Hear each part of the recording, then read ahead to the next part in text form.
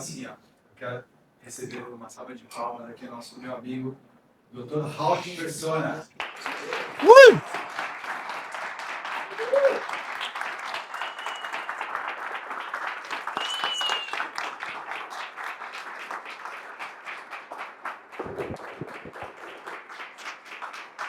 Esse é o carro?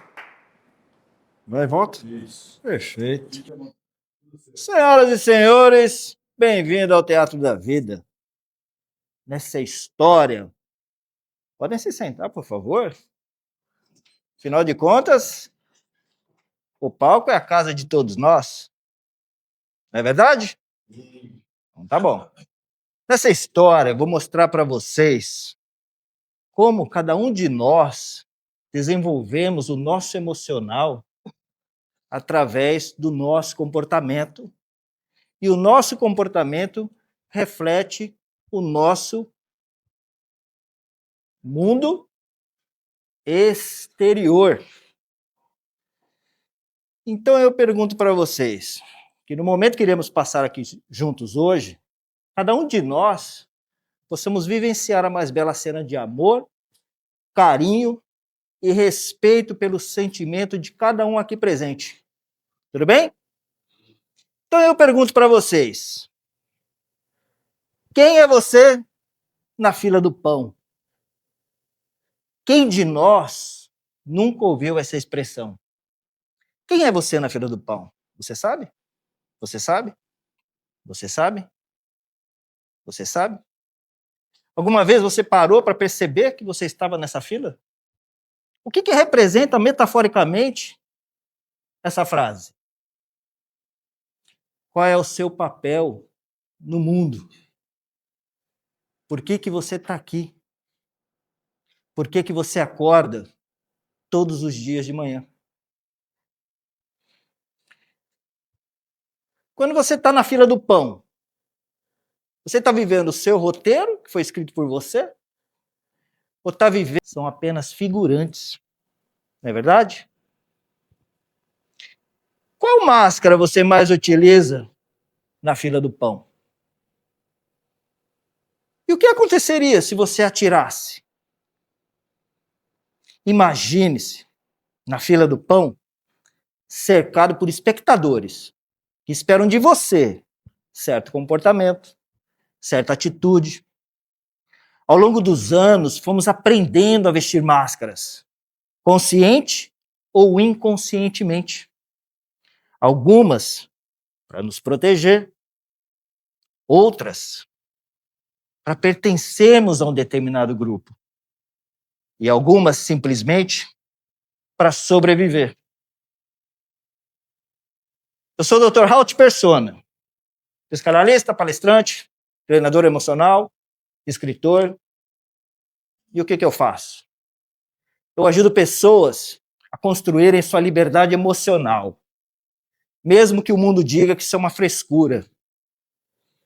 Quem de nós na fila do pão nunca ouviu dizer isso é frescura? Ninguém? Só eu? Oh, você também? Ah, você também? É assim. Essa história começou... Alguém quer o pão? Não? Então vou deixar o pão aqui. Tá fresquinho.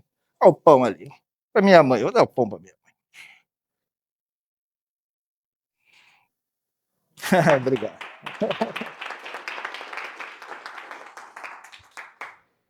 Gente, essa história começou lá na década de 70. Estou eu aqui pequenininho. Imagino que vocês já devem ter identificado quem sou eu. E assim a gente vai se desenvolvendo. Eu vim lá da Zona Leste de São Paulo, assim como o Emerson. Eu era bem pertinho dele, eu era de Itaquera. Filho de um casal brasileiro também, paulista. 6 irmãos.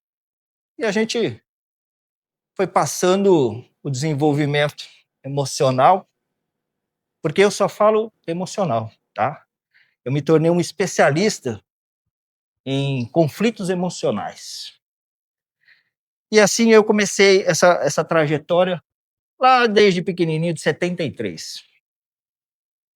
Na época de 1978, esse garoto aí, esse não sou eu, né? Mas é um metafórico.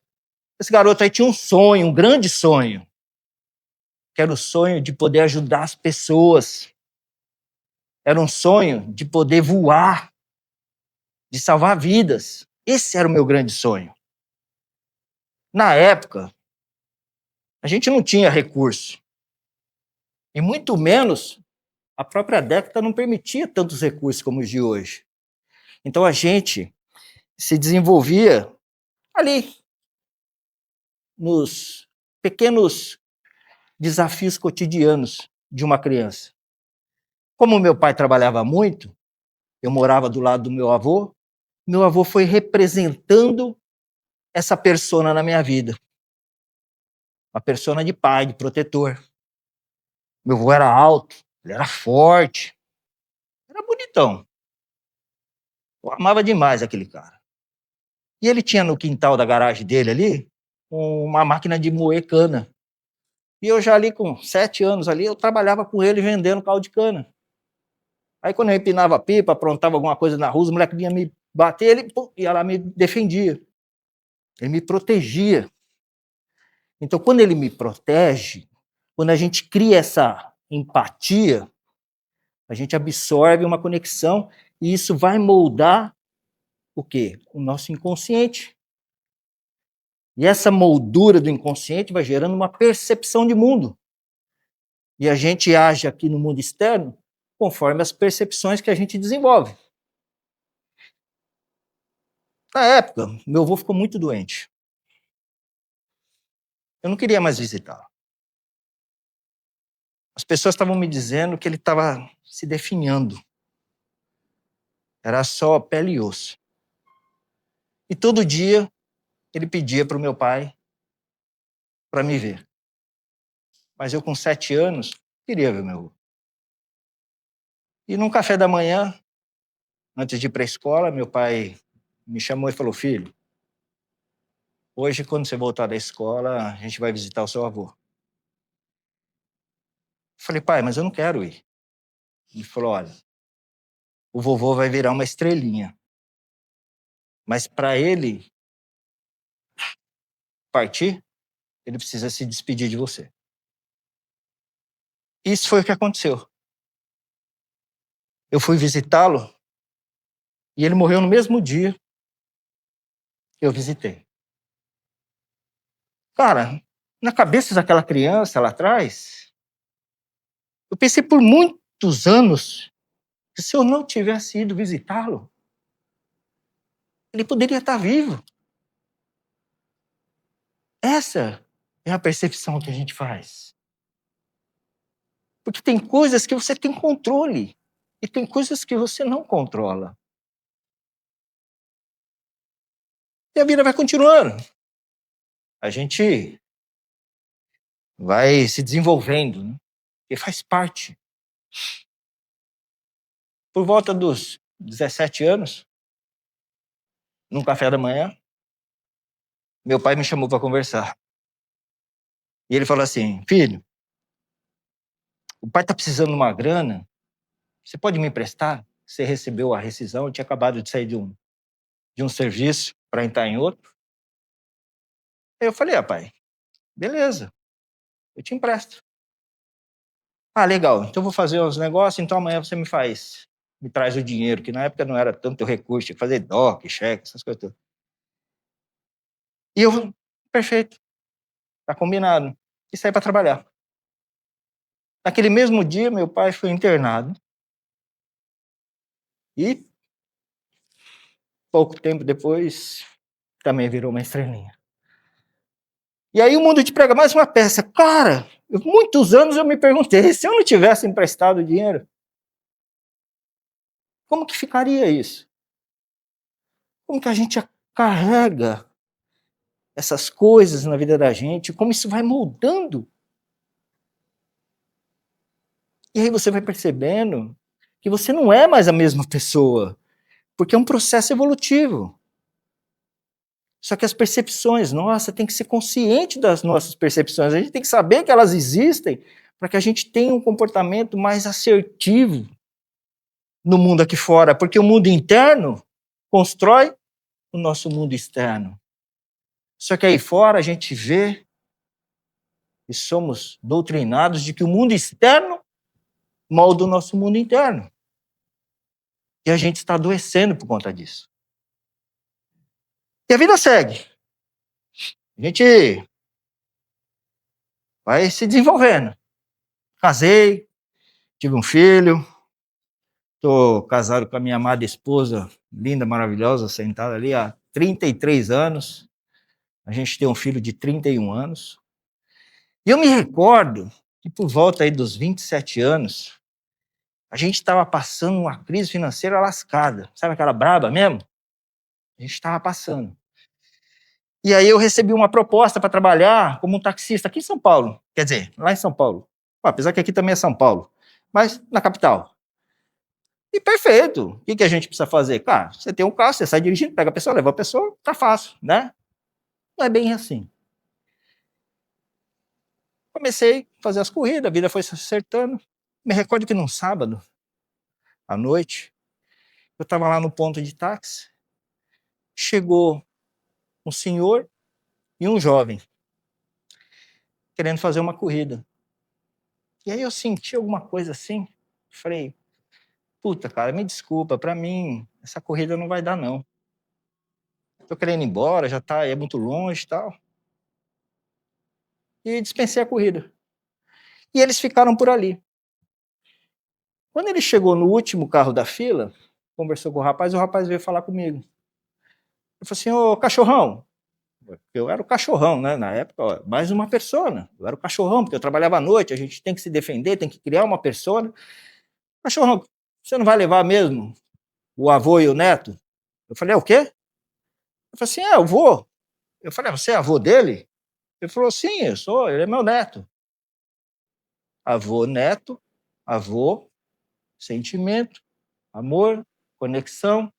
Cara, embora. Peguei a corrida. E a gente foi batendo um papo, fomos conversando, fomos se distraindo. Eu fui lembrando do meu avô, das reações, das emoções boas que eu sentia na época. Porque a criança interior nossa, ela acompanha a gente até os dias de hoje.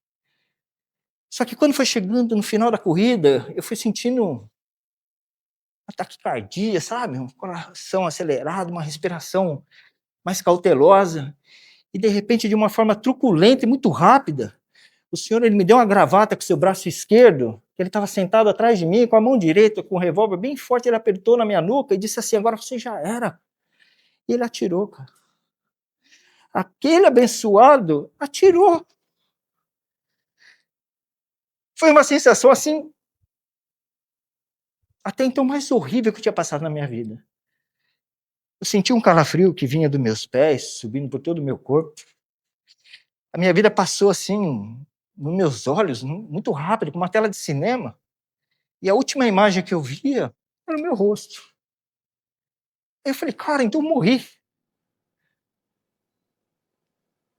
E quando eu me perguntei se eu havia morrido, eu comecei a ouvir uma confusão, uma briga dentro do carro. O revólver falhou, a bala não saiu. Mas eu vivi uma experiência, de fato. Como que eu provo para o meu cérebro que eu não vivi isso? Como que eu deixo de sentir o que eu senti, que foi uma das coisas mais fortes que eu senti na vida? Diante daquela discussão, eles começaram a brigar, não sabia mais o que fazer, me trancaram no porta-mala do carro. E eu fiquei 4 horas trancado naquele porta-mala, rodando pela cidade. Cada momento que o carro parava, eu imaginava que era a minha execução ia chegar naquele momento. Eu não conseguia pensar em outra coisa que não fosse o último capítulo da minha vida. E você faz o quê? Então, eu não sei se foi de uma forma intuitiva ou se foi consciente. Eu comecei a respirar trancado naquele porta-mala. Respirei conscientemente. Fui respirando, respirando e percebi que meu batimento cardíaco foi baixando. Minha respiração foi normalizando. E eu comecei a criar uma conexão muito forte com o meu eu interior. E diante daquele quadro, eu ouvi uma voz que disse para mim assim, cara, você não tem o que fazer aqui, meu. Dorme. Em segundos, eu apaguei dentro daquele porta-mala. Literalmente. Eu não sei expressar conscientemente o que aconteceu, mas eu dormi dentro daquele porta-mala. Não sei quanto tempo foi. Eu só me recordo que eu acordei quando bateram na tampa do porta-mala dizendo que iam me deixar ali naquele lugar. E aí eu fiquei na dúvida. Agora é a última cena. Porque a hora que eu abri a tampa, é o fim. Permaneci ali por mais algum tempo, sem tentar fazer nada. E aí você começa a perceber que outros sentidos do corpo começam a se aguçar. Então, dentro daquele silêncio, a minha audição parece que ela dissipou tanto que eu consegui ouvir coisas que normalmente eu não ouviria. Passos de sapato na calçada, pessoas falando ao longe. Então, aquele cenário de terror que minha mente estava criando, eu consegui visualizar uma outra forma. Isso me trouxe uma confiança, eu estourei o trinco da tampa nas costas e saí correndo, que nem um maluco. E aí eu percebi que eu estava numa rua residencial. Voltei para casa. E nada diferente aconteceu. Não falei com ninguém, porque isso é frescura. Você tem que fazer o seu papel. Eu, para a sociedade, fui fazer o meu papel. E como é que eu fiquei por dentro?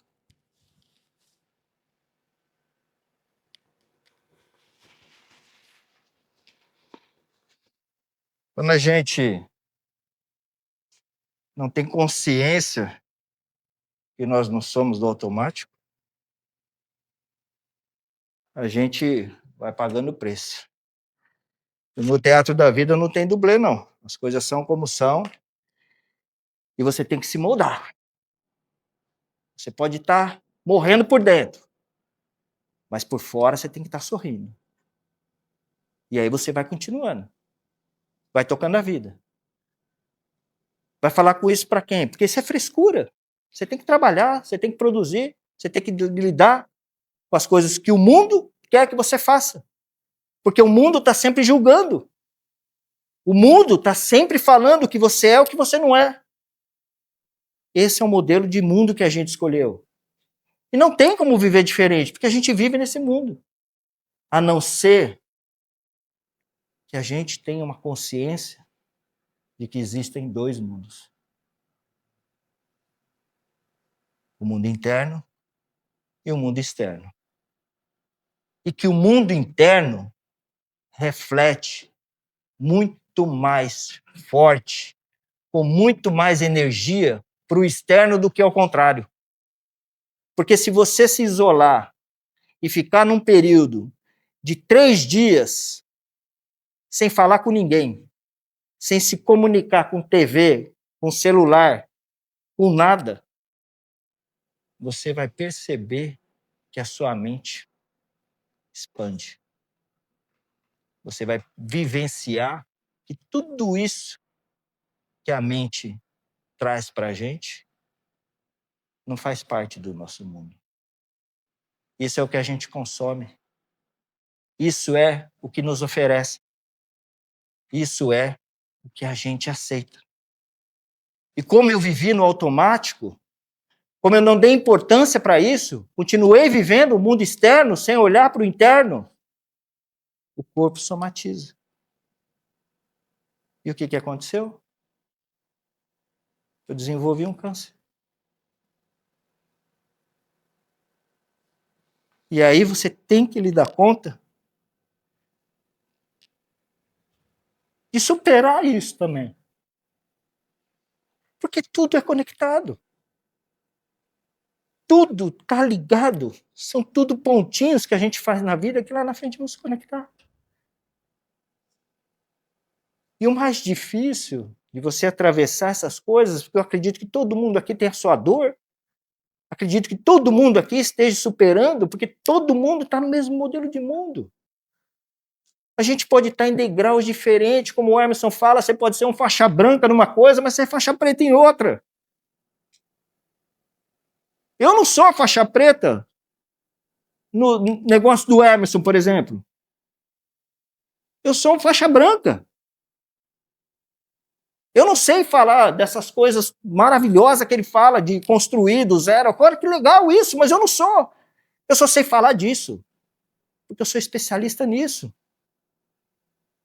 Eu vivenciei essas dores tão intensas e não encontrei um faixa preta capacitado para me dar o suporte. Não encontrei. E com isso eu fui pagando preço cada vez maior. Porque eu tive que aprender as coisas na marra, sozinho, na luta. Não sozinho, mas sem um profissional qualificado que realmente saiba da teoria, mas que também tenha vivido na prática aquilo que eu estou vivendo. Eu ouvi de profissionais dizer que eu não tinha nada. Esse nome hoje é moda, mas o que é mentor? Mentor é aquele cara que sabe. Aquela moça que sabe, ou aquele cara foi... Mas é homem e mulher, né? Aquela pessoa que sabe. Que já passou pelo caminho e te ensina. Faz com que você não se lasque lá na frente. Ou, pelo menos, ameniza a situação de você se lascar. Quando a gente é pequeno, tem os pais. Os pais são nossos mentores. Os professores são nossos mentores. Os representantes religiosos são nossos mentores. E eu tive alguns mentores excelentes na minha vida. Porque eu acredito que tudo que a gente passa para se desenvolver. E se desenvolvendo, a gente vai mudando as personas. A gente vai sendo mais autêntico. A gente vai sendo mais quem a gente é. E quem realmente a gente é? Qual é o nosso porquê? Quem a gente é na fila do pão? Tá ficando mais claro como você vai sabendo quem você é na fila do pão? E aí, cara, esse cara aqui é o Walter, da Fundação Napoleão Hill. Eu queria ser o melhor, mas para mim. Eu não queria mais sofrer. E aí eu fui me desenvolvendo. E fui condecorado como comendador mastermind. Olha que legal. São poucas pessoas que são condecoradas. E mastermind é daquela Fundação Napoleão Hill que desenvolveu o livro que todo mundo conhece, que chama Napoleão Hill, Pensa e Enriquece. Quem que falou? É exatamente isso. E aí, com isso, a gente foi conquistando coisa, Cara, olha que maravilha, que minha vida, que eu era preso, que nem um bicho acuado, não saía de casa para nada. Eu chorava, eu dormia, tampando meus ouvidos. Parecia um doido. E aí, eu fui quebrando cada desafio lá daquela mulher. Até que eu era bonitinho ali, né? Esse aqui é o meu filho. E a gente foi seguindo. Um passo de cada vez. Para sair de casa foi um passo. Para entrar num avião foi um passo. Para ir para um outro país foi um passo. Mas eu nunca parei. Porque ou você constrói, ou você está crescendo, ou você está se desintegrando. Não tem estabilidade. Não tem. Aí, cara, é o que eu falo do mentor. Ó, esse aqui... Ô, Emerson, posso falar um segundo? Eu tô com tempo? Mas eu vou falar de ti, pode ser? Gente, eu tinha todo esse material na mão. Aí, eu escrevi um livro. Pô, é que eu vim de outro, eu acabei esquecendo um livro. Eu escrevi um livro que eu falei assim, cara, eu quero ajudar as pessoas. E aí fiz o livro da minha história. Mas eu mesmo escrevi o livro porque ninguém queria. Aí tinha que pagar milhões, não tem dinheiro. Milhões não dá para pagar.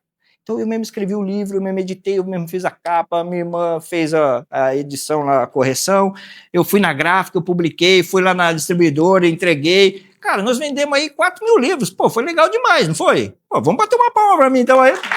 Pô, 4.000 livros, cara, sozinho. Foi top, obrigado. E aí, o que aconteceu? Eu tive o resultado do livro, mas eu não consegui atingir o que eu queria. Porque eu precisava palestrar, eu precisava criar método, eu precisava criar curso, eu precisava saber conectar, eu precisava saber enxergar na frente as coisas. Então, assim, eu tinha tudo. Lembra o que eu falei? Que eu só sei fazer o quê? Falar de dentro. Para fora eu não sei. Alguém comentou assim, eu tenho um monte de coisa para fazer, não sei como fazer. Quem foi você que falou? Quem mais não tem assim um monte de coisa para fazer e não sabe como fazer? Cara, isso é natural na vida da gente. Por quê? Porque a gente precisa se desenvolver. E você já se desenvolveu nessa área? Não. Por isso que você não sabe.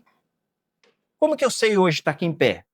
Porque eu aprendi a sair do quarto acuado. Eu aprendi a parar de chorar. Eu aprendi a perdoar aquele cara. Eu aprendi mais respeitar e amar demais aquela mulher. Eu aprendi a respeitar a mim mesmo. Respeito. Eu sou a pessoa que mais sou apaixonado por mim. Mas eu tenho uma vida como de todo mundo. Eu tenho pensamentos.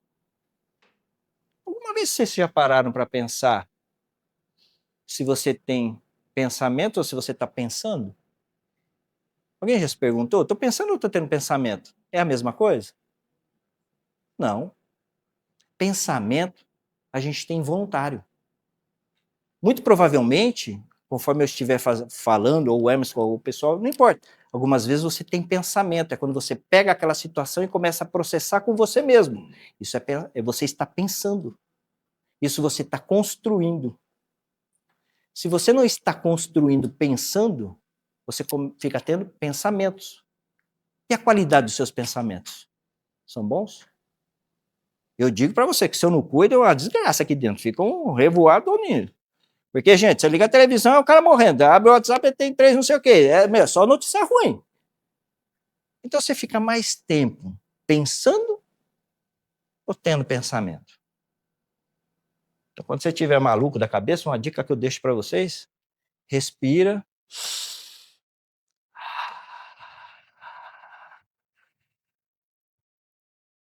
E comece a pensar. Isso não é real, preciso fazer isso, fazer aquilo. São técnicas assim que eu utilizo até hoje para manter a minha vida. Mas eu ia mesmo falar do Emerson, né? Então, tô acabando, né? Já tá dando tempo, tô acabando, gente. Aí, eu tinha toda essa parada aí. E falava, mas não tô produzindo. Eu preciso servir. Mas para servir, eu preciso aprender a servir. E aí eu falei, chega disso. Me encontrei 100%. Vou colocar, fazer o que tem que ser feito. Eu recebi um chamado. E eu vou ter que fazer e vou fazer tudo aquilo que eu precisar para atender esse chamado. E eu comecei a entrar nesse universo maravilhoso. A Laide fez a palestra ontem, ela é minha mentora. O Emerson é o meu querido, amado professor Xavier. Ele entrou na minha mente e é o meu mentor. Eu tenho outros mentores. Tudo na área que eu quis me desenvolver. E o que eu acho mais fascinante, mais fantástico de tudo, de todo o meu coração, eu vou dizer para vocês aqui. Vocês que levantaram a mão, que tem 1 milhão de coisas para fazer e não sabem como fazer, quem são mesmo? Vocês 3, 4, vocês 5. Eu estava exatamente assim. Eu tinha tudo isso aqui, tudo isso que eu passei, tudo isso que eu vivi, que eu sou um especialista. Ó, pô, não é qualquer um que passa também tudo que eu passei, não. Eu posso ser aí um faixa marrom, posso não ser um preto, mas um faixa marrom eu sou. Então eu sei ajudar um monte de gente. Não sabia. Aí nas mentorias, você começa a andar com esse universo e vai sabendo. Um dia aquele professor Xavier me chamou e falou assim, cara, por que você não faz isso? Sua palestra é fantástica. Eu falei, cara, eu nunca assisti minha palestra. Porque eu estou sempre palestrando, então eu não consigo ver com os olhos que vocês veem. Então, eu não consigo enxergar o que ele enxergava. Eu não consigo fazer aquilo que ele falou. E não é fácil fazer. Eu falei, é fácil para você, que está aí vendo. Não é fácil para quem está aí a gerenciar as coisas que acontecem aqui? É fácil, porque a gente está aí de fora vendo. Mas quando a gente está aqui, você não está aqui vendo. Porque ele vê do mundo externo. E a gente vê do mundo interno. Mas é o interno que constrói o externo. E um mentor que está externo consegue olhar para você. E eu estava com 10.000 peças, que era toda essa minha história, fatiada, tudo em quadradinho, em formatos diferentes. Era um puta quebra-cabeça. Eu não enxergava como fazer. Eu queria fazer, eu preciso fazer. E fiz um monte de besteira. Lembra lá no começo que a gente faz acertos e erros e a gente se lasca? A gente sempre vai se lascar. Esse método é 80-20. É 80 que se lasca e 20 que dá certo. Esse método não funciona. Não é? É o padrão, 80-20, é verdade. Aí ele me chamou e falou assim, vamos bater um papo? Eu falei, vamos. Conversamos. Autoridade, porque um cara é um professor, tem uma escola e tal, a gente é natural, são as personas. É a persona, é natural a gente se comportar. Ou não? Você acha que eu tô ali totalmente confortável com ele? Fala aí, meu amigo. Como? Não, claro que não. É intimista. E a gente tem aquele papel, é intimidador, né? A gente usa essa persona. Então a gente vai quebrando isso para subir. E aí, sabe o que ele fez? Ele falou assim, cara, sua palestra é fantástica. Você tem o método Dr. Hout. Eu falei, o quê? Método Dr. Hout. Eu falei, legal, gostei, porque eu já fazia o Dr. Hout, mas não estruturado. Porque quem me colocou como Dr. Hout foi a Laide. Tudo é um ponto que conecta a outro. Tudo é um ponto. Por que eu estou aqui? Porque aquele maledito fez o que fez comigo. E aquilo foi uma jornada para chegar até aqui. Que é uma jornada para chegar até lá. E aí eu falei, legal, professor, você já entrou na minha mente. Mas como é isso? Ele falou, amigo, olha a sua palestra. Você despertou. Você ressignificou. Você honrou. Você avançou. Triunfou. Se libertou e triunfou. Alguém tem dúvida que foi isso que aconteceu comigo até aqui? Cara, não faz todo sentido isso. Não está tudo costuradinho com que em tese que eu falei? Alguém aqui já me conhecia? Alguém chuta quanto tempo eu faço palestra e dou mentoria?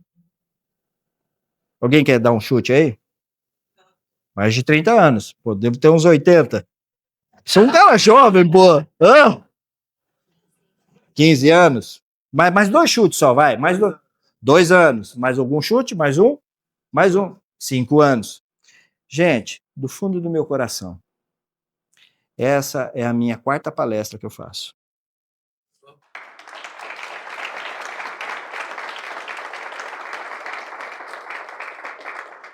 A minha primeira palestra, que foi de um treinamento que eu me formei, que é esse aqui. Olha lá minha mentora lá.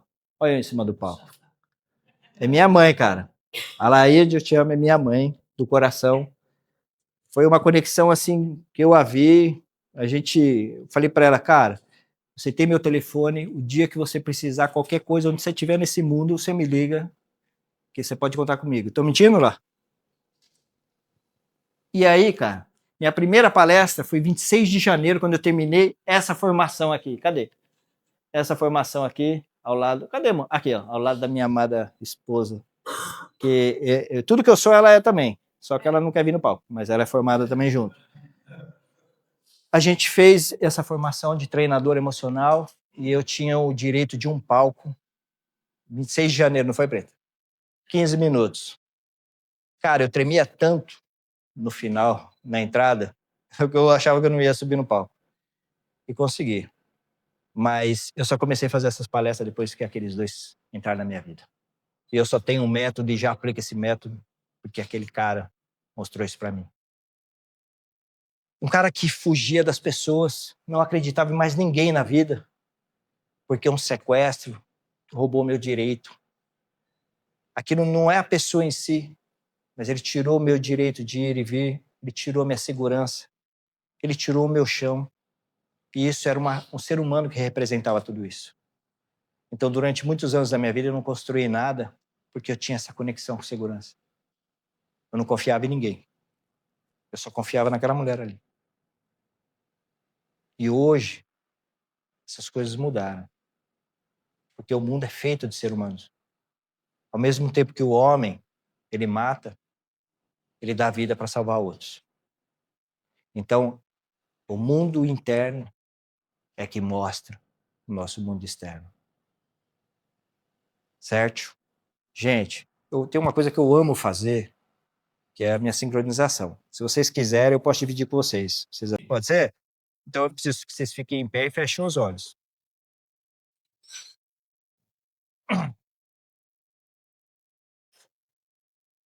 Posso apagar a luz aqui, gente? Essa aqui, né?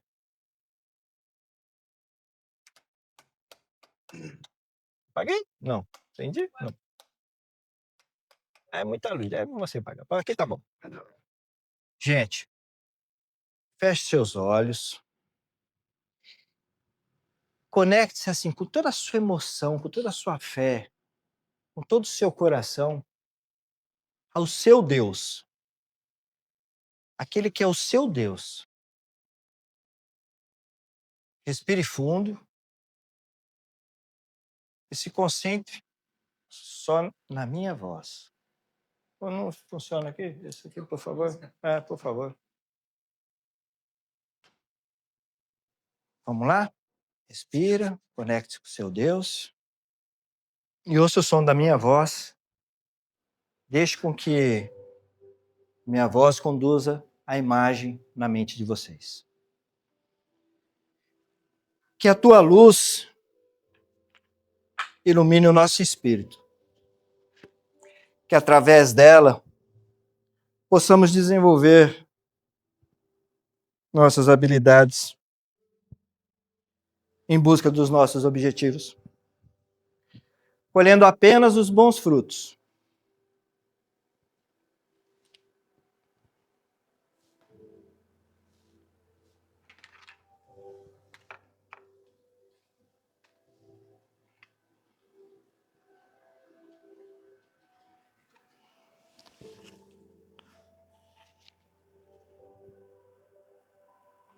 Que o equilíbrio dos nossos pensamentos estejam em harmonia com as pessoas que nos rodeiam, tornando-nos assim em um corpo belo e saudável, para que possamos observar e admirar toda a sua perfeita criação. Que assim seja. Amém.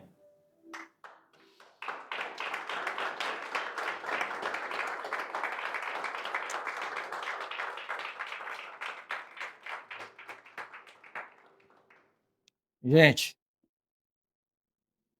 eu agradeço a atenção de vocês, agradeço o carinho de vocês, o respeito pelo sentimento de vocês. Esse é o meu Instagram. A gente faz um trabalho lá de levar esse auxílio às pessoas. Se alguém quiser seguir a gente, será um prazer entrar na família Dr. Halt. Agradeço ao Emerson pela oportunidade. Agradeço a minha esposa, que sem ela não estaria aqui, não teria nada disso. Eu também. E a gente tem uma musiquinha que é tão linda que a gente criou, que é só um trechinho dela para o Emerson não bater na gente. Mas não entra aqui, né? Tem que clicar lá. Hã? É uma musiquinha tão bonitinha que a gente fez, simplesinha, mas que representa que a vida é um grande teatro. Pode ir lá. Pode, olha lá.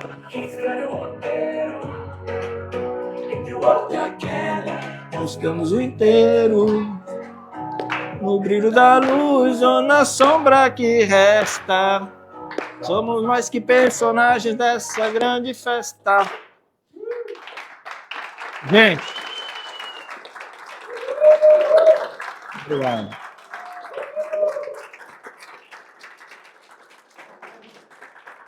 Obrigado. Papai do céu abençoe a família de vocês, a vida de vocês, o trabalho de vocês e principalmente a mente e a alma de todos vocês. Obrigado, meu irmão. Obrigado, viu? Quem são vocês na fila do pão?